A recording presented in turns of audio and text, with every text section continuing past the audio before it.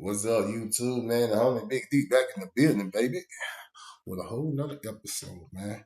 But before I start this, man, there's a couple of people, man, I want to acknowledge. Just a couple of people, man. Now, don't get this wrong, man. I appreciate everybody who been chiming in, man.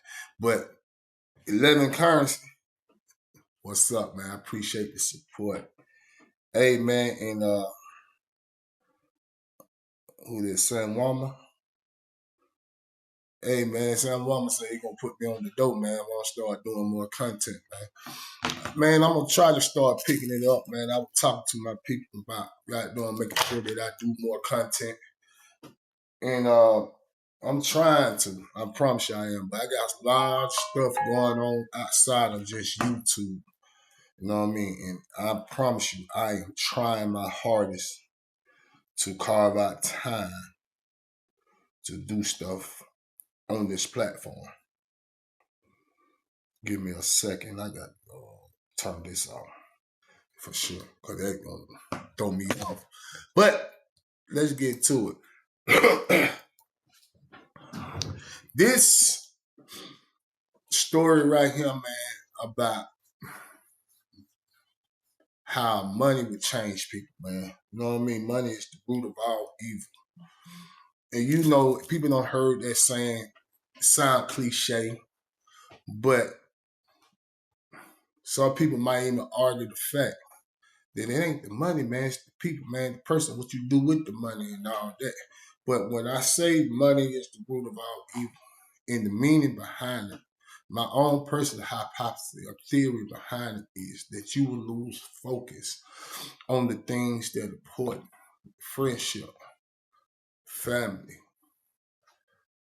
You'll lose yourself in that, man. And this is that story, man, about a partner of mine, man, still a friend of mine to this day. But yeah, money did change my homie, man. You know what I'm saying? And while we was in prison. So, but I'm finna go ahead and get to the story, man. Forgive me, man. I know my eye bloodshot red. I'm scratching on my eyes. I worked last night. I'm tired. But I'm gonna do this story though. I promise you I'm gonna do this story. So let's get to it. So the big homie, man, that I'm speaking on, man, I'm bringing him up in early episode, man. You know what I mean? And I was talking about him when, you know what I mean, my little homeboy, he wasn't going for what, you know what I'm saying, when he came across the yard. But Big Homie was the one who had told me to look out for him. And I hollered at him and stuff like that. You go back and look at my video, obviously, and you will see on there what the story that I'm talking about. You know what I mean? I can't quite remember the name of it. You know what I mean? But my little homie wasn't going for it. I don't bring him up a couple times. So the big homie that I'm speaking of, man, I call him the big homie because I'm not going to call his name because his name is reputable on the street. And he used the same name in Chain Gang. So I'm not, most definitely not doing that because, you know what I mean, I don't want nobody to bump into him because you would see him out and about. And a lot of people already have seen him because he be in places that you going to go to in and out. But he was like, me and him was real tight. Now, I'm going to explain to you why I call him the big homie, because he was a big dude. He was about 6'5". At this point in time, younger, he was probably about 260-ish, around 280. Buff, pure muscle, like muscle popping out everywhere. He was a boxer, amateur boxer, Golden Glove. Was going to turn pro, but the street caught him. And the street catch a lot of young men and end up putting themselves in a bad situation to end up in the penitentiary, and you lose that opportunity, that one-door opportunity to do something great with your life. Not saying that you don't have an opportunity to bounce back, but the trajectory of your life take a goddamn very sharp turn. So that's him. This the big homie. So like I said, we was real cool. Like we was tight. You know what I mean? And at the point in time when I first met him, he didn't have a lot going on with me, like it's money wise. His people would look out for him, but just like everybody else, you could only hold on to a little bit of money. You know what I mean? Like it wasn't like he was up. You know what I'm saying? Per se. And you know, we rock with each other. And if I had it, he can get it, and vice versa. You know what I'm saying? And you know, we kicked it when we was in the dormitory. Like I always was around him, talking to him and stuff like that, picking his brain, especially about boxing, was something that I felt like that he didn't really want to entertain because he felt like his true talent was being wasted by being in the penitentiary. I think he was locked up for I think he was locked up for armed robbery. Don't get me don't quote me on that. But yes, I think he was locked up for armed robbery. Some he had did. It might have been aggravated assault. It might have been manslaughter. I can't quite remember. But yes, he was in there. He was from Atlanta, from the city of Atlanta. We knew some of the same people from the street because he used to be on the south side, but I think he was actually originally from Zone 3. But like I told you, me and him was real tight. Time goes on. We end up splitting up. I went down the hill. He was still up the hill. I really didn't get an opportunity to see him. Eventually, he ended up getting moved down the hill, and this is when everything turned. So how did everything turn? Did he hit the lottery? No, he did not hit the lottery per se. So it was this guy came down named Pale Dad, came to Alto. This is when they started trying to change the narrative of the prison. And when I say change the narrative, when Alto was more like a youth prison, where you was like, when I first went in, I was 17 to the age of 21, you was going to Alto. And once you turn 25, you go to Reedsville or Hayes. Well, Bill Clinton came in, they built in 1 million prisons, and then some of these prisons that y'all be hearing about, like the Telfair, Smith, and all the other places, they was either private prison or newly built prison, and a lot of them was medium minimum security prison. We only had a few close security prisons, meaning level 5 prison in the state of Georgia, in Reedsville, Hayes, Alto, of course. I can't remember all the ones that was. Jackson was, because there's, of course, there were high max and death row was at. Reedsville and Alto and Jackson was the only one that held high max. I'm getting off subject, but I'm just telling you that prison narrative changed, and it started busting in older inmates to try to help us learn how to do time. You know what I mean? And you can go back and check out some of the older videos with me and this guy, Charlie Bob, was on there. And we were speaking of that. You know what I mean? How the prison changed over the time. And this was around that time. So Pale Dad comes down. Pale Dad, bro, introduced us to the Pale game. And the Pale game is basically what you would do. You would buy a ticket. And on that ticket, you could put anything that you want, from 1 suit to 200 suits or whatever. You bet 4 games. And if you feel like you're real good at it, you bet more than that. And that's what people would do. Like, and that was his hustle. But Pale Dad had his hand in everything. And he ran that whole situation like a mob boss. Meaning that, you know, man, this on the real, honest the truth. Everybody knew who he was, but only a few people ever spoke to him. Pale Dad's an old chain gang vet. He had been down for a minute. He understands the lay of the land. He understood how this go. And by you being at this young man prison, that you're going to have to get some people around you to protect you. Because if you do not, the young hungry wolves going to come take what they want. So what he did, he incorporated different guys to basically do security for his operation. And the big homie was one of those. Now, what he would do, you like, D, man, why he didn't come to you? First and foremost, I'm not that type of dude. My demeanor does not even give off that type of aggression.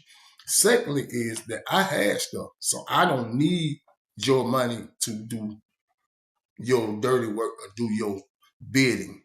I don't work for nobody, bro. That's how I was thinking. Like, nah, I ain't gonna do no security. I ain't picking up nobody's problem.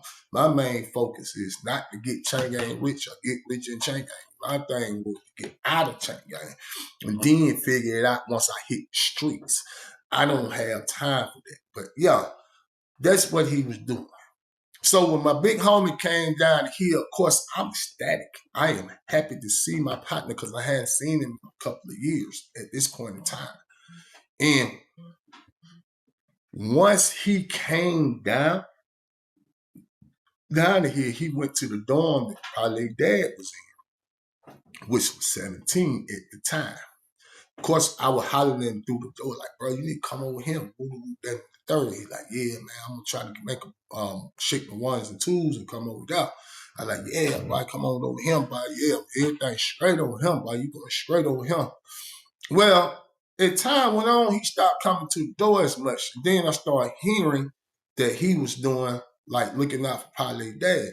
So he ended up moving up to the ranks. Now, literally, ranks now of the people who do security for this man right here. So now he the top guy.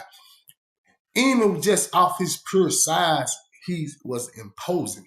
Meaning, like, if you were to see him and I'm just walking by, you like, man, what dorm that is? And they like, such, man, I sure won't go in that dorm. That's a big old Negro there. That's how big he was. You know what I mean? Because, you know, with all the muscles and everything, you know what I mean? He worked out religiously. So just by his size alone, and Parlay Dad knowing, and people knowing that his name's attached to Parlay Dad. Now, don't get me wrong, them young dudes gonna try it. But at the same time, man, you be a lot more hesitant to try it, knowing that this coming at you.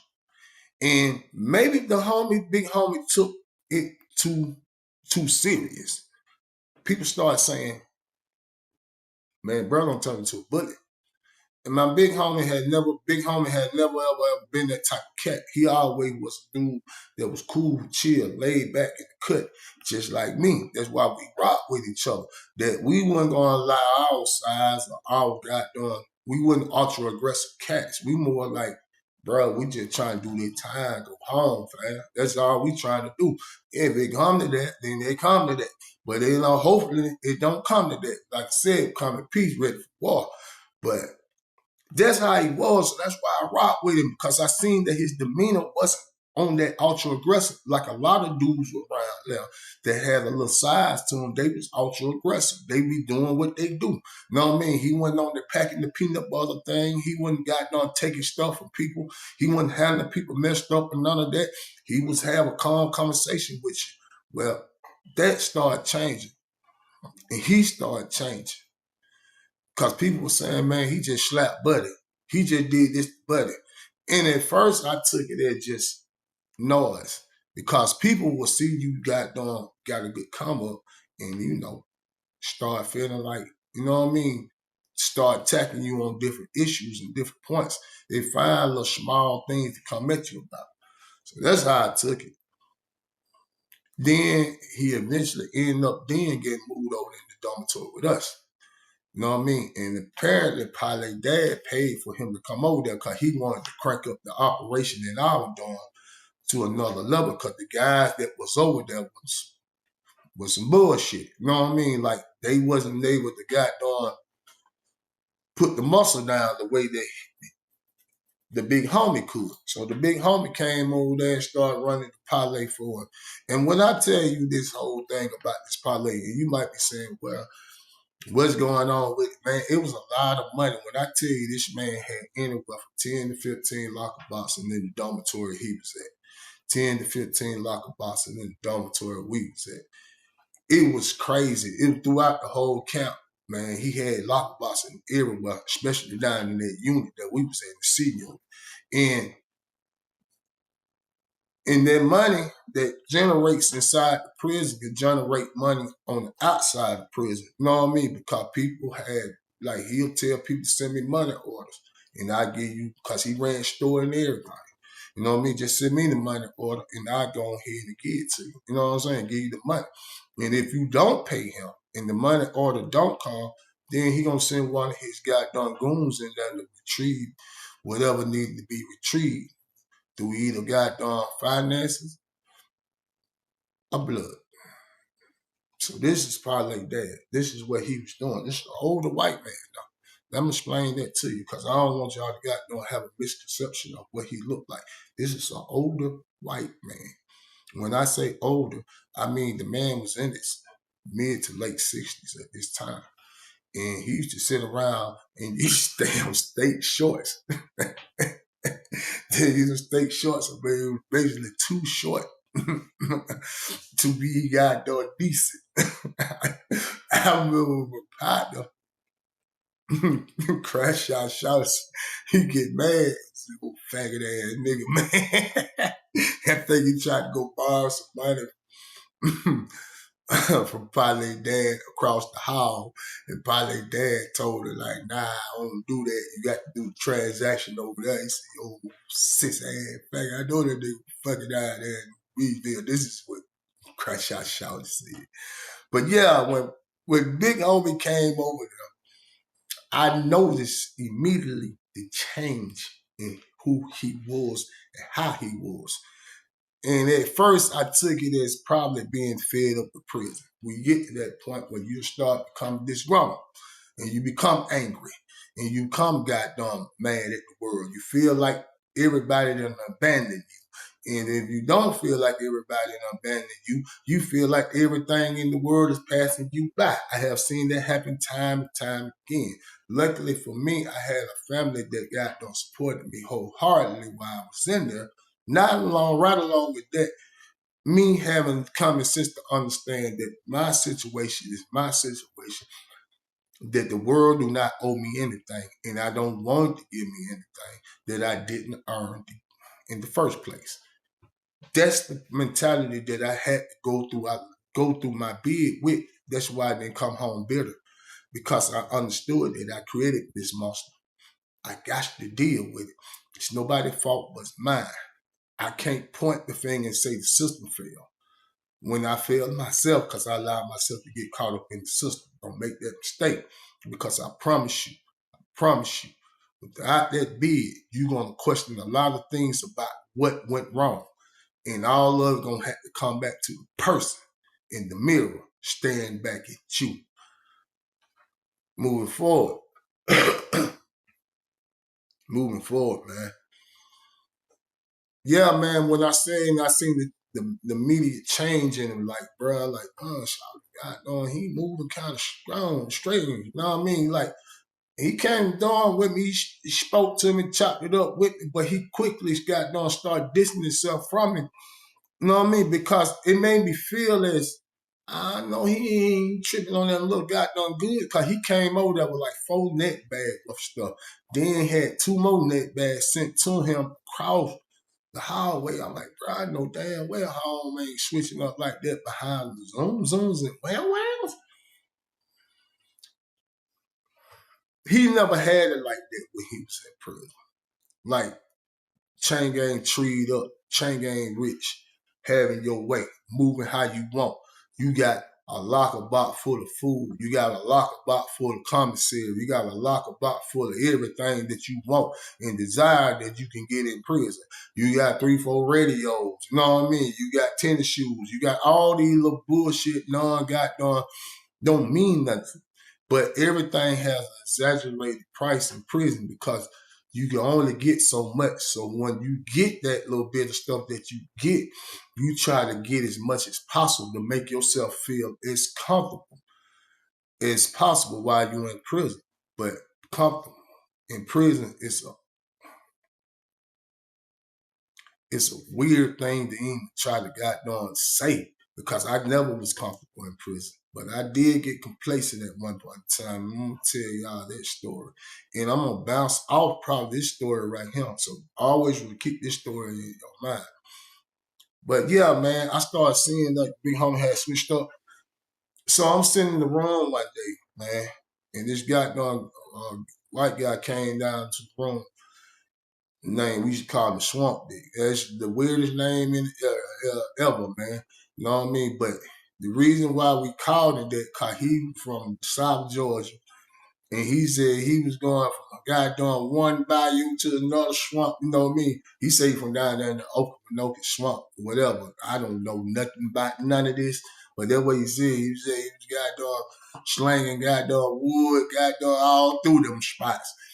Whether or not that is true, I do not know. But that's what he said, and they started calling that joker the Swamp Dick. Swamp Dick got done come down now, holding his face. You know what I mean? He slept in the room with me. I said, "Yeah, wrong with you?" So I'm like, "God damn, man, the big homie just slapped the shit out of me, man." I said, "What he slapped you for?" I said, "Man, I was in there talking to his bunkmate, man, and I leaned up against the bed. He jumped out the bed. So what I done told y'all about coming in my cut, bumping on my bed when I'm laying down. And he just hauled off and slapped the shit out of me, man. Oh, man, I think he done slapped my teeth loose. I think I got a feeling knocked out my mouth, man." I said, "Man, they'll slap dinner work in your mouth?" Sheesh. I said, "But I don't nothing to be slapping nobody about, man." But that ain't my business. I didn't say anything to him about it. A couple of days go by, man. I see him over there, got something got done. Young dude got done pushing him against the wall, putting the head on his face like him, cussing the man out, shit like that, and mushed the dude and told him to get out the room. And young dude walking down, got tears in the eye, like, "Kill this nigga." Like, "Man, what's up, man? What the hell all that about, man?" Man, this nigga press all in my face, man, about 2 soup, bro, that I had borrowed for him. I told him that I'm going to the store, man. I was going to pay the man back, man, but my money didn't hit, man, in time, man. But I got the money. I was showing him the money because he's showing me the money order. And it had the money order in the date. It just came a day late before it be posted on his books. And he was down there trying to do the right thing to let him know I got your money. But the money just happened to come late. And it would happen like that because this is old prison. This is not this new stuff.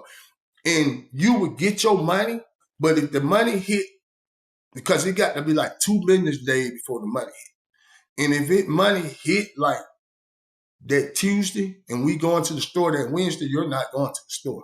You know what I mean? Because you got to turn your goddamn store sheet in that Tuesday. So the money is not going to be showing on your books. You want to wait till the following week. And bro knew that, man. The big homie knew that, man. And he's in goddamn torturing and torturing that man and chopping that man up like that. So I'm like, man, I really want to go in there and say something to him about all this stuff that he got going on.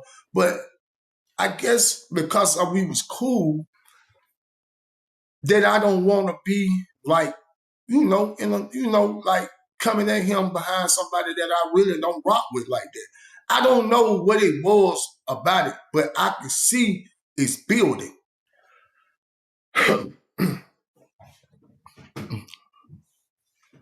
It's building up to this some moment here, bro. And it's some other stuff that happened, but it's other stories that I want to tell to get you to that point. But anyway, there's other stuff going on. And now I started noticing that he was attacking people that I was cool with. People that he seen that I rock with and kick it with, he was attacking them. Now, at this point, he's not even speaking to me no more. Now, I don't put nothing on my name. I would never tell you that I am something that I am not. But in that dormitory right there, my name was at the top of the goddamn hierarchy of everything, the movement going on around there. Meaning that I had a lot of say-so of what's going on. So maybe he felt like that I was the problem, or the people that I kicked it with was the problem. I do not know. But like I said, the attacks start coming at the people around me. Now, I got a motto, fight with you, not for you. But it's a couple of dudes in there that ain't gonna fly with. One of them was CB, the other one was Crash Out Shorty. Tip was gone at that time. But these two people right here, I'm not going for nothing with it. I ain't gonna have no understanding with it. You ain't nothing you can tell me about it. It is what it gonna be. Promise you that. You know what I'm saying? But he never came at CB. CB was out. Was not an option. CB is the type of cat that you automatically knew that if I try, I can't sleep no more because there ain't no level that he won't go. Now, Crash Out Shawty do a lot of dumb stuff. He will crash out. But when I say Crash Out Shawty, is the type of person that will go like that. But if he have time to kind of reason through it and think, he be kind of, you know what I mean? Like, I ain't. It got to happen then. You know what I mean? He don't have that plot and plan mentality to do some bodily harm. And I knew eventually because Crash Out Shawty, me, him, and Crash Out Shawty been knowing each other a lot longer than everybody else in the dormitory. One day I'm finna go to visitation. I would put my clothes on, the visitation clothes, got the white, got the icy white, creased up, you know what I mean? And hold up, side story about how we used to do, like, to keep the creases in our pants. We had them up under our bed in a trash bag, and we'll lay it out in the bag and sleep on top of it. You know what I'm saying? Like, it was actually like literally have your clothes like crease, bro. And that's the type of stuff that we used to do. But yeah, I got my visitation clothes out, just bust them out, putting them on, stuff, put my shirt on and stuff like that. I knew my people was coming. They hadn't called me yet, but I knew they was coming about around that time. It's probably about 9:30 that morning. You know what I mean? I know they probably gonna get there probably about 10:30 when they started calling me. I already took my shower and everything, but I don't got chain gang fresh, put on the smell good. I'm sitting on my bed, chilling, waiting on the guy. Got the headset on, waiting on them to call it. One headset off. When this dude T-Rail, I keep bringing up, that always walking up down the hallway. He said, man, what's going on, bro? He said, man, you need to go down there and check on your boy. I said, who? Crash Out Shawty. I said, man, this fool don't got himself in. He said, man, he ain't got himself in nothing, man. The big homie down there fucking with him. I said, big homie fucking with him. I said, what are you messing with him for? Because we always was cool. And it never, his BS never got escalated that deep into the goddamn situation. Now, let me explain something to you. Him and Dub B had an issue. I'm not going to explain the issue, but he basically got did Dub B down bad. You know what I mean? And me and Dub B was like this. Like, we was always around each other. But at that point in time that happened, I was in the hole.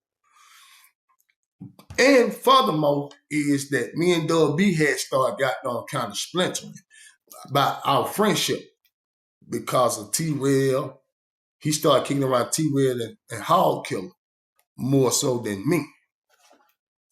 But I would tell y'all this story. You know what I mean? And you hit me in the comment and I'll try to expedite that story to y'all, man. It's a good one too. I promise you it is, man. And it's gonna be a long one.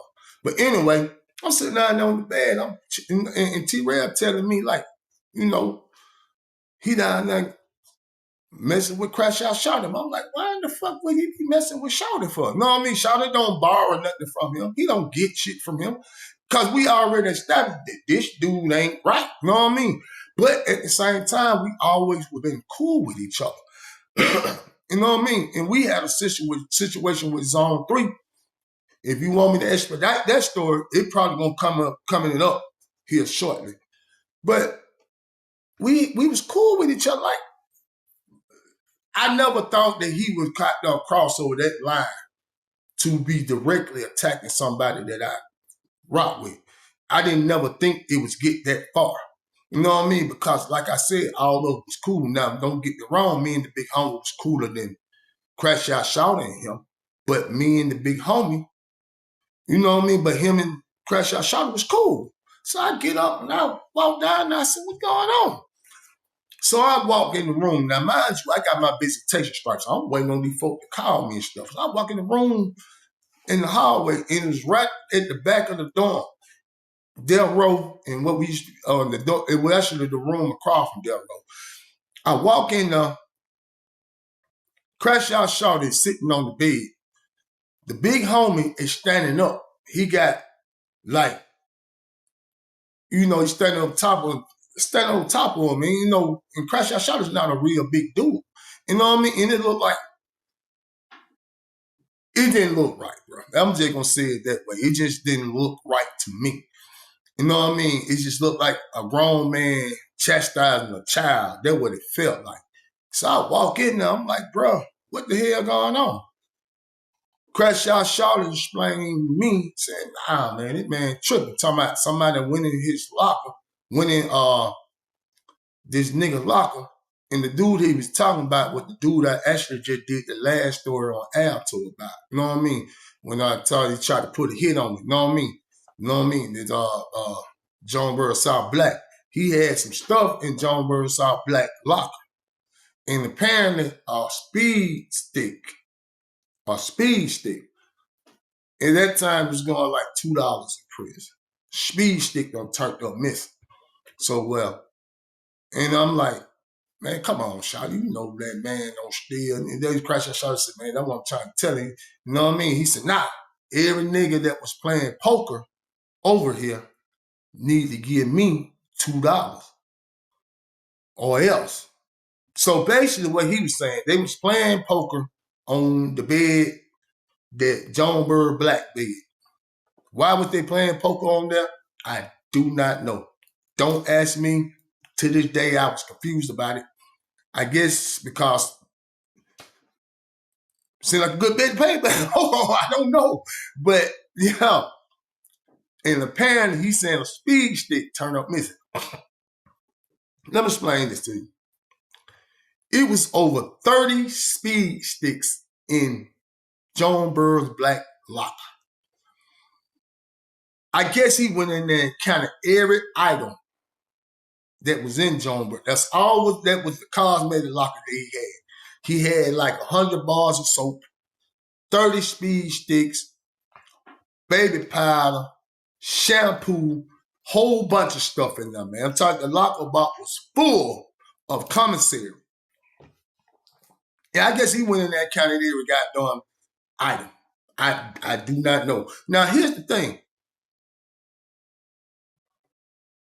It could have turned up missing before then. I'm not saying that the speed stick didn't turn up missing. I'm saying that it could have turned up missing even before then. But to me, the way it was sounding is it was a reason for him to flex his muscle. And he told all the dudes that was sitting around, was like 4 or 5 people playing poker. Everybody done paid this man $2 for that one speed stick, but Crash Out Shorty. Crash Out Shorty said, nah, man, I ain't getting you no money, bro. I'm not doing it. You know what I mean? I don't steal. You know what I mean? You're going to come in here and tell me what I got to do.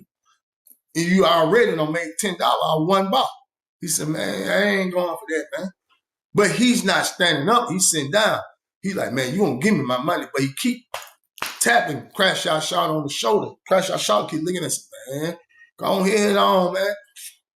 We been cool, so that's why I'm letting you have it. Go ahead on, man. Which is surprising. Even at the side that the big homie was. Crash Out Shorty is not the type of dude to be taking that type of goddamn pressure from a person. You know what I mean? And so I was like, I'm finna go to the visit section. I can't be in the dormitory. I'm not gonna miss the visit. You know what I mean? I'm not gonna tell my folk to go home behind chain gang mess. And it sounds crazy, but I'm not. You know what I mean? I'm not gonna tell my people to drive 2 hours back home because I got to stay in the dormitory to look out for another grown-ass man. I'm not gonna do that. But what I will do, I'm gonna kill this situation until I get back. I walk out the room. I go down to my locker box. I go get $2 worth of commissary. I came back and throw the commissary on the bed. Now, mind you, Crash Out Shorty didn't sleep in that room. It just seemed like the big homie was blocking the way for him to come. So I told Crash Out Shorty, come on, bro. Come on. The big homie looked at me and said, man, what you got to do with this, huh? You weren't playing poker. That's his debt. I said, well, I just paid it, my nigga. And from now on, just to let you know, we ain't cool no more. So we walking out the room. He said, man, shit, you better get up out of here before I whoop your ass. Trigger. You got me. Out. I'm outside now, baby. Do not ever tell me what the fuck I better do with the threat of physical harm. Not then. Now I'm different. Not then. I stopped. I paused. I looked back at him. I said, say what, nigga? You heard me. I shut the door. We walking down. Crash, I shut up, man. Come on, man. Come on, man. Come on, man. Because he know that was a trigger for me. He knew because he done did it before. He done said something to me and told people, why, man, he gonna get mad. He gonna want to fight. He gonna want to hit. I bet you. He knew my triggers. He been knowing me too long. He know what my triggers is. I said, no, nigga, get your hands off me. I said, what, nigga? Huh? What you talking about, huh? This man, and mind you, he had a t-shirt on at the time that was too small for him. He pulled the t-shirt off like he's Hulk Hogan. So, nigga, you know who I am, what? And with the flesh in his muscle, I said, okay, man, none of that, partner. I promise you, while you get too, now I'm doing my little thing. I'm like, while you get too goddamn close to me, I'm let this bitch slide. And if I hit you right, I feel like if I can get out the first one, I got a chance. Now, mind you, this man was a boxer. So he prepared for all this. But one thing he was not prepared for, the level of aggression that I was on. Because I know he probably thinks this man finna go to visitation. He willing to throw hands with me. If I win this fight and cause him to lose this visitation, yes, I'm going to do something to you. Yes, I'm going to do something to you. Yes, you made my people come way up here and to see me, and me and you over here touch me. And the 9 times out of 10, it's going to go bad because what happened was when that happened, you had a couple of dudes that was rocking him from zone 3 that was in the room who didn't like us in the first place, them with the putting on the boots and everything to my, oh, whoa, y'all ain't gonna jump on it. CB, he was like, man, shit, it don't matter to me, man, whatever. You know what I mean? Gracia Shaw was the only one talking about, man, chill, bro, just chill, bro. I take that back. Tia was in that dormitory at that time. Tia was in there. Tia, doggone, I wish I had my glasses, man. I left them in the room. Doing them got them glasses like that. Man, y'all tripping, man. We homeboy. I'm like, oh, man, fuck all that homeboy shit, man. What's happening, man? They calling my name visitation. They don't want to yell my name, not visitation. You know what I mean? Woo, woo, woo, woo, woo, woo. And I hear the officer coming down the hallway calling my name. I guess he looked in my room because I slept in the middle room. And then he kept on coming. And he like to him, shout, come on, shout. Come on. They do a crash out shout. Come on, man. Go to visitation, man. Go to visitation. I said, all right, man, I'm going to go to visitation. But this is on my mind, man. I'm on that bullshit. And I mean business, man. This dude want to disrespect me like, don't tell me what I better do. Whoop my ass. Nigga, ain't whoop nothing. Man, I went down to the visitation. Now, here's the thing is about me when I go to visitation. When I know I got a visit, I would starve myself all day Friday. I would not eat no child. I don't care what they having out there. I ain't gonna eat no breakfast. I ain't gonna do nothing. I would literally starve myself. Cause I'm finna go ahead and eat the hell out this damn goddamn processed vending machines food. That's the closest thing the free world I get. Man, I went down there and I might have ate one Snicker bar and a drink and a bag of chips. Cause I'm hot. Man, I can't eat and mad at the same time. You know what I mean? You want to starve me, goddamn devil. That's all you got to do is just, hey, piss me off. I promise you ain't gonna eat for weeks. Just keep me mad. Show me something I don't like. I promise you. But nah, man. I got done with that visitation, but I'm talking about after that 12 o'clock count. Now, they do a count in visitation where you have to stand up with your people and stuff like that. As soon as they cleared that count, I asked the lady, the dude, they had like a person walking through. I like, hey, man, count me clear. They said, yeah. I said, Mama, I ain't feeling too good, man. Let me go ahead and get back to the dome, man. I literally hadn't been down there more longer than they ride. Now, usually I stay down there about 3-4 hours with my people. I stayed down there probably about an hour and a half, 2 hours, bro. I shot back to the dormitory. I couldn't wait, bro. I'm talking about I'm walking fast. You know what I mean? The escort officer, because they used to escort us everywhere in Alto. He just got done. He's like, man, what's up, man? That's like in the bathroom, man. Damn. All right, man, go ahead. Man, I got back to the dormitory. I walk in. Boom. Crash out shower. Till is standing at the door. You know what I mean? CB standing farther down the hall. He got his goddamn workout clothes on. And when I say his workout clothes, because he don't work out, he got his boots and his little raggedy tail shorts and got his gloves on like, my shit.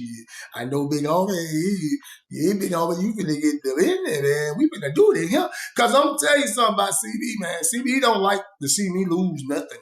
Period, man. And now me and him was on the street together, so you know what I mean? Home ain't going for none of that. You know what I mean? I don't even talk to him like that, but that's still my brother. I'm still my brother, boy. I swear. You know what I mean? But yo, and I'm walking down the hallway and Till was crashing out shot like this. Chill out, man. We don't talk, man. He tell him what was going on, man. Fuck all that. And I'm walking in my room and shit. I'm breaking down, taking off my stripes and everything. I look on the bed. At first, I hadn't paid no attention, but when I looked on the bed, I seen the commissary that I had gave him, the $2 that I had gave him laying on my bed. I slapped that shit on the floor. I said, man, I don't want that bullshit. And I take all my stuff and I'm scrapping up and shout out something they're trying to tell me, like, bro, listen to what I'm trying to tell you. He said he was going to give me my stuff back, but he felt like that he had to let everybody know that he wasn't going to show no favoritism. You know what I mean? That he was going to press everybody for the $2. He said, but he going to give me mine back. He was just got done because he felt like he knew I didn't do it. He just felt like one of the mother suckers did it. Like to him, he should have just tried one of them other suckers. He already had got the money. So why all of a sudden now he turned his attention? I said, bro, this is a bigger plot. He just trying to see how far he can push it. I said, you see what he did to Dub B? Now he trying us on that same bullshit, man. Fuck out my way. He like, man, please, man, just go over there and talk to him, man. Y'all been cool all this time. I said, I tell you what, I'm going to hold a conversation with this nigga. But I promise you, every day he say the wrong thing, man, I'm going to the shit. I don't give a damn how it turned out, neither. And I walked out the room. I walked over there to him. And he was standing up. He was looking through the window the whole entire time and walked up. And when I walked, and I ain't gonna lie, he stuck his hand out like this. I forgot to flinch. I let it go. I got a little slide. I told this man, box now. Me and him don't got no shadow box sparred together. You know what I mean? He is good. He do know what he's doing. I promise you he do. You know what I mean? So I flinched a little bit. Hey, man, I need to get off. I don't know what you got doing, my boy. So he's like, oh. He said, I'm trying to shake your hand. So he shake hands. He like, bro, listen to me. He said, man, you been cool, man. I love you, boy. I promise you I do. You know what I mean? He said, man, just a lot going on in my head. So we sat down and we talked. And I told him, though, I like, bro, you don't change. I said, boy, you don't switch up. He said, man, we talking about the same nigga, man. I'm always going to stay the same nigga, man. I ain't never switched up, man. I said, bro, since you been rocking with goddamn Parlay Dad, my nigga, it seemed like you been on that bullshit. I said, man, you been around here slapping me folk children and shit, man. I said, man, you did Dub B down bad like that, bro. He said, Dub B's a bitch. What I'm trying to tell you, man, why I'm glad you shouldn't have never been kicking with that stuff in the first place. I said, I hear you on all that, man. But what I'm saying, folks, that ain't us, man. We were never like that, man. I could be on the same type of time, my nigga, but I ain't never been on that type of time, folks. He like, man, nah, man, it ain't like that, bro. I promise you, man, I ain't switched up, man. I'm staying dude. Sound good, right? I push out the room, man, and stuff like that. We squash all the situation. T-Rail push up on me like, bro, yeah, man, that nigga gonna come to me talking about, yeah, man, you know me and you really run it down, you know what I mean? Shit, that nigga D think he runs, so he don't run shit around here, you know what I mean? Shit, me and you got done run it down. You need to get out with me, man. Help me got done control that money in here. And T-Rail talking about, shit, I'm my own man, nigga. I run it down, shit, because I run me. T-Rail told me that's what he said. So that let me know automatically that, yeah, it was a problem. You know what I mean? Because, you know, he could not get to me or phase me with his money. He couldn't get to me and phase me with his size. He couldn't get to me and do none of that. So now you start attacking the people around me. But that is not it. The whole thing behind it over time that I started realizing that it was the money. People think money changes the circumstances of their situation to the point where it make people look at you and idolize you. But once you realize that all that is nothing, that they don't idolize you, they just looking at what you have, then it bothers you to the point where you start being different. You start treating people different. You start looking down your nose at people because you feel like that's the best way that you can stand over people.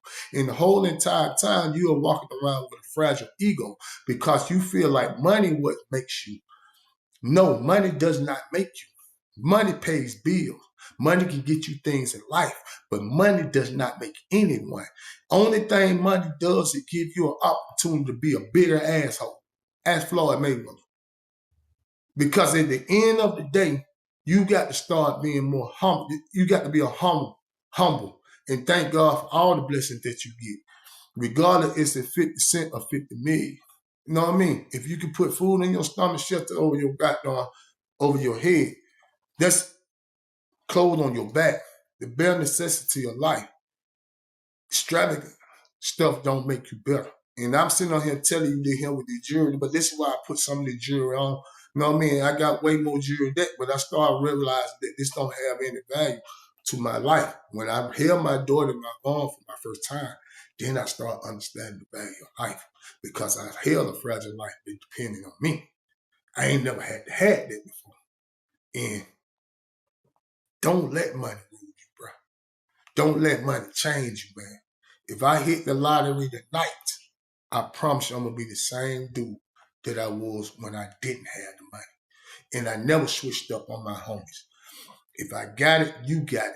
Any dude that ever did time with me can tell you the same. If I rock with you, I rock with you. I'm going to rock with you regardless. If I got 2 suits in my locker, my nigga, and we rocking like that, you get one, I get one. If I got just one, we bust that thing down, man. I'm going to split that thing in half. You know what I mean? I'm going to get more salt than you do in mine because I like mine to have some flavor. But you get the other part. We're going to eat that half of soup, my dog. You know what I mean? But the people who knew me, bro, know I always was a righteous dude like that. And even now, I got the house, I got cars, I got all this stuff. If I got this stuff, it don't mean nothing to me, man. It doesn't make who I am. It doesn't define me as a man. What defines me as a man is make sure that the ones that I love is took care of. That's it. That's what defines me, man. And nothing in this world can make me change. I promise you now. You know what I mean? And remember that, man. But the big hummer changed because you start getting him seeing a little something, man. You know what I mean? I see him now on the street, and now he's back to the same humble person that he was, and he's still getting stuff did. And I want to believe the conversation that we had over time that he started realizing what I was saying, that, hey, money don't change shit, bro. You know what I mean? Only thing money do is change who you are. It might change your address. It might change the goddamn, you'll find out, you know what I mean, the bills and you be able to take care of things. But at the end of the day, don't let it change you. Be who you was before you got the money. And you will always have the money. Man, till next time, man. But I'm going to tell you something. Before I get out of here, man, I'm going to tell you something. We wouldn't have never been going through none of that chain gang bullshit if we had to do one thing. Stay free. Don't let that goddamn happen to you. Stay free, man. Stay free. Till next time, man, the homie BD. Like, subscribe, share, comment. It's not going to cost you one Japanese yen. See, money don't change.